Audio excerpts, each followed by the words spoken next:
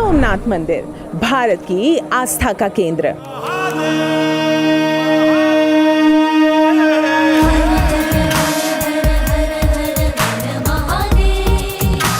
Goosebumps. Extraordinary. अदम्य। When we speak about the Somnath temple, it shows the resilience and strength and as well as the peace, non-violence and the acceptance of the Bharatiyans. हर एक बार जब हमने सोमनाथ मंदिर का पुनः निर्माण किया तब ये बात हमने बाहर के सारे लोगों को ये बताई कि हमारे भारत की ताकत क्या है और ऐसे ही हमारे भारत की धर्म और व्यवस्था को नहीं तोड़ा जा सकता। मैं जिस पाली शहर राजस्थान से आता हूँ वहाँ पे सोमनाथ महादेव का जो ज्योतिर्लिंग है वो वहीं सोमनाथ से लाया हुआ गया है जो अभी जहाँ पे सोमनाथ महादेव विराजमान है। We have examples of world leaders coming here and visiting to so many places. नमः पार्वती पते हर हर महादेव।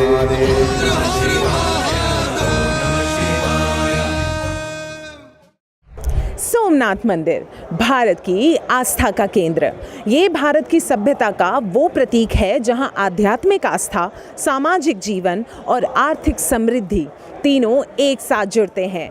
इसीलिए द्वादश ज्योतिर्लिंग स्तोत्रम जब भारत के 12 ज्योतिर्लिंगों का वर्णन करता है तो सबसे पहला नाम आता है सौराष्ट्र सोमनाथम च, यानी सोमनाथ सिर्फ एक तीर्थ नहीं बल्कि एक सभ्यता की धुरी है। समय से परे सोमनाथ हर समय खड़ा है भोले साथ, समय से परे सोमनाथ हर समय खड़ा है भोले साथ। इतिहास में जो हमारे पूर्वजों ने बताया है सोमनाथ महादेव की जो महिमा है जो आज से ठीक 1000 साल पहले उसको हमारे जो बाहर से विद्वान आए थे उनको तोड़ने की कोशिश हुई थी। आज उसको 1000 साल हो गए पर सोमनाथ वहीं अडिग है। मैं जिस पाली शहर राजस्थान से आता हूँ जो वहाँ पे सोमनाथ महादेव का जो ज्योतिर्लिंग है वो वहीं सोमनाथ से लाया हुआ गया है जो अभी जहाँ पे सोमनाथ महादेव विराजमान है। जब मोहम्मद गजनवी जब मुगलों ने आक्रमण किया था जब वहाँ के जो ब्राह्मणों ने हमारे पाली शहर में आकर वो शिवलिंग को स्थापित किया था। आज भी वो शिवलिंग हमारे पाली शहर में स्थापित है और देश में 2 सोमनाथ है, एक सोमनाथ ज्योतिर्लिंग वहाँ पे और दूसरा पाली राजस्थान में। आज भी पुरातत्व विभाग आप कहीं भी पढ़ेंगे आपको वो सोमनाथ महादेव की महिमा पता चलेगी और इसलिए मैं अपने आप को धन्य मानता हूँ कि मैं उस पावन धरा पाली से आता हूँ जहाँ पे एक सोमनाथ महादेव हमारे पावन धरा पाली पे भी हैं। 1000 वर्ष पहले पहली बार इस पर आक्रमण हुआ। महमूद गजनी सोमनाथ पहुंचा और उसने किले को घेरा जिसके बाद 8 दिन तक प्रतिरोध हुआ। इतिहासकारों की माने तो इस प्रतिरोध में लगभग 50,000 लोगों ने सोमनाथ ज्योतिर्लिंग की रक्षा के लिए अपनी जान गंवाई।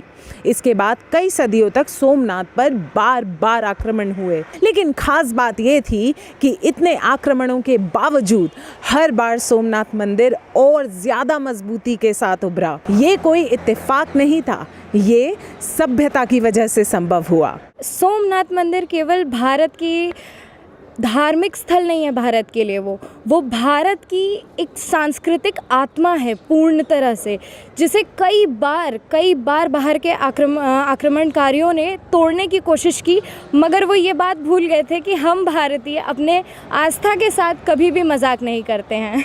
और ये बात बहुत ही इम्पॉर्टेंट है ये जानने के लिए कि हम भारतीय की एकता हमारे धर्म में बसती है और हमारे धर्म के लिए ये हमने उसे हर बार उसका पुनर्निर्माण किया और हर एक बार जब हमने सोमनाथ मंदिर का पुनर्निर्माण किया तब ये बात हमने बाहर के सारे लोगों को ये बताई कि हमारे भारत की ताकत क्या है और ऐसे ही हमारे भारत की धर्म और व्यवस्था को नहीं तोड़ा जा सकता। धन्यवाद। नमः पार्वती पते हर हर महादेव। सोमनाथ को आप देखिए, एक बार नहीं, 2 बार नहीं, 10 बार से ज़्यादा बार तोड़ा गया। देन टू आज वो खड़ी है, बस खड़ी नहीं है, आप एक बार जाकर देखो कितना सुंदर स्वरूप शिव जी का वहाँ दिखता है। आप एक बार जाओ और वहाँ के एनर्जी को महसूस करो। हजारों साल पुराना हमारा विरासत। बात करते हैं वल्लभ भाई पटेल जी का, अहिल्या बाई जी का, वहाँ से लेकर आज मोदी जी, अमित शाह जी का, कितना सारे महानुभाव इसके पीछे लगे हैं। कितने लोगों ने अपना खून पसीना बहाया है इस मंदिर को बार बार खड़ा करने में। आपको एक बार वहाँ जाके देखना चाहिए। ये एक मंदिर ऐसा बस नहीं है जहाँ आप चले जाए, वहाँ अपना पूरा संस्कृति, अपना पूरा कल्चर देखने को मिलता है। जो स्तंभ वहाँ लगा हुआ है, वहाँ से साउथ पोल तक कोई भी बीच में आइलैंड नहीं आता है, सीधा अंटार्कटिका तक जाता है। ये मंदिर बहुत ही खूबसूरत है। शिव जी का बहुत बड़ा और महत्वपूर्ण स्वरूप वहाँ मिलता है। फिर 1783 में इंदौर की महारानी अहिल्याबाई होलकर ने पास में ही नया मंदिर बनवाया, जहां शिवलिंग को भूमिगत रूप से सुरक्षित रखा गया। 1947 में जब भारत आज़ाद हुआ तो उसी साल सरदार वल्लभ भाई पटेल सोमनाथ पहुँचे।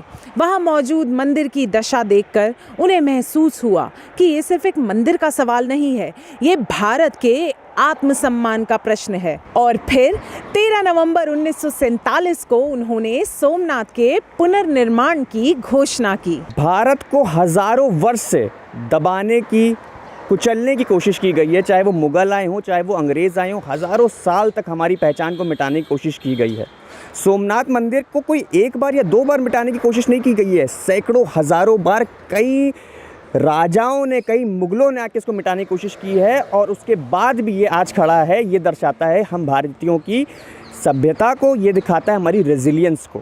सोमनाथ मंदिर मात्र कोई पत्थरों से, ईंटें से बना मंदिर अगर होता तो शायद आज ये ना होता। ये सैकड़ों, हज़ारों, करोड़ों सिर्फ हिंदुओं की नहीं, भारतीयों की भावनाओं का प्रतीक है, जिसकी वजह से ये आज तक हमारे बीच में जीवित है। और ये जीता जागता एक सबूत है जो हमें बताता है कि भारत को, भारत की सभ्यता को, भारत की पहचान को मिटाना मुश्किल ही नहीं, नामुमकिन है। इन हज़ारों वर्षों में कितने हज़ारों, लाखों, करोड़ों लोगों ने इस मंदिर को बचाए रखने के लिए अपना बलिदान दिया है, आहुति दी है और प्रयास किया, और आज तक उस प्रयास का जीता जागता प्रमाण हमारे प्रधानमंत्री हैं, जो इसको बचाने के लिए और इसकी शोभा को आगे ले जाने के लिए प्रयास कर रहे हैं, जिसकी वजह से सोमनाथ स्वाभिमान पर्व मनाया जाने वाला है। 11 मई 1991 को सोमनाथ के द्वार फिर से खुले। सरदार पटेल उस पल को देखने के लिए जीवित नहीं थे, पर उनका संकल्प पूरा हुआ। के मुंशी जी की लिखी किताब सोमनाथ द श्राइन इटर्नल इस कहानी का प्रमाण है, और इस वर्ष सोमनाथ अपने मॉडर्न रिकंस्ट्रक्शन के 75 साल पूरे कर रहा है। When we speak about the Somnath temple, it shows the resilience and strength, and as well as the peace, non-violence, and the acceptance of the Bharatiyans. On this note, I would like to thank to Honorable Prime Minister Modi ji, because he has built the Somnath corridor project. Along with that, to revive our culture, to make us to connect with the more youth and as well as the more public, he has built the Mahakal project and as well as the Kashi Vishwanath project, and he made a separate track in the G20, that is G20 cultural track. Today the Buddhist circuit he has built, and along with that recently the Kashi Tamil Sangamam.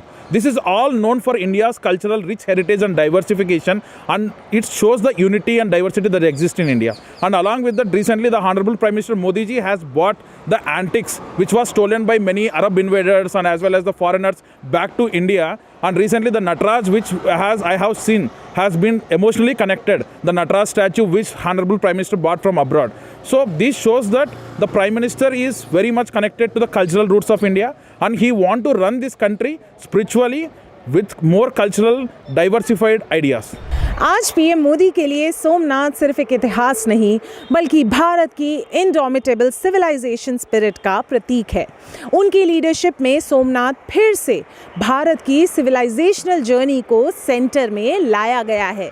चाहे Somnath corridor की तीर्थ यात्रा के लिए world class सुविधाएं हो, या सोमनाथ को ग्लोबल मंच पर भारत की कल्चरल रिसर्जेंस का सिंबल बनाना, सोमनाथ आज सिर्फ श्राइन नहीं, संदेश है। It's not about just Hinduism. It's about the shared culture that what we have come from, what we have, and the inclusivity what we have, and the level of development we have achieved, and the level of development we had back in 1,000 years back. So that is the importance that we have to see. And I would suggest, despite of your backgrounds, we should visit what the history is and what resilience we have been through, and what that 12 times attack till we didn't give up. In the 13th time, we were there to protect with integrity. without any inch moving back. So we should really go back and visit. We have examples of world leaders coming here and visiting to so many places. We have Rishi Sunak visiting Akshardham temple. So it's really important that we as Indians should visit to our religious places. Not religious places, they are not only religious, they are cultural, they are our heritage spots. Somnath की कहानी सिर्फ विनाश और पुनर्निर्माण की नहीं, ये उस सभ्यता की कहानी है जो भावनाओं से जीती है। सोमनाथ मंदिर 1000 साल के आत्मसम्मान के संघर्ष का नाम है। जो सभ्यता 1000 साल के आघात सहकर भी जीवित रही, वो आने वाले युगों में भी अडिग, अविचल और अपराजय रहेगी। सोमनाथ सिर्फ एक मंदिर नहीं, ये भारत का स्वाभिमान है।